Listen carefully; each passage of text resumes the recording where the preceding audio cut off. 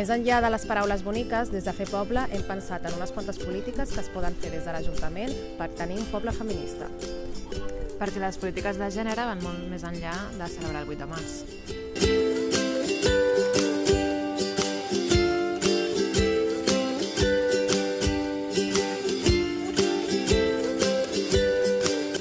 Andrea, tu creus que l'habitatge pot ser un tema feminista?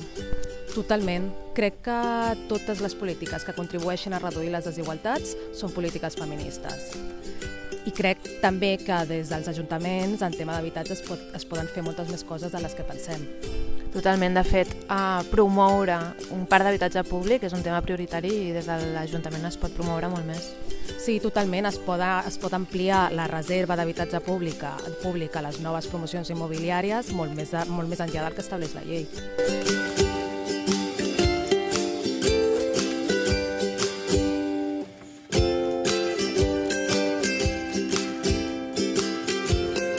I des del punt de vista de la salut, per tenir un poble feminista, què s'hauria de fer des de l'Ajuntament?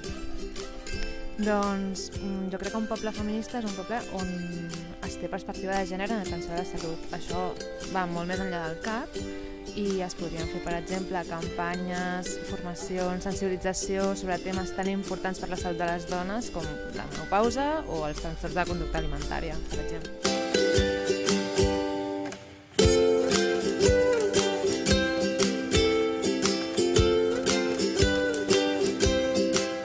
Què és un llinàs feminista?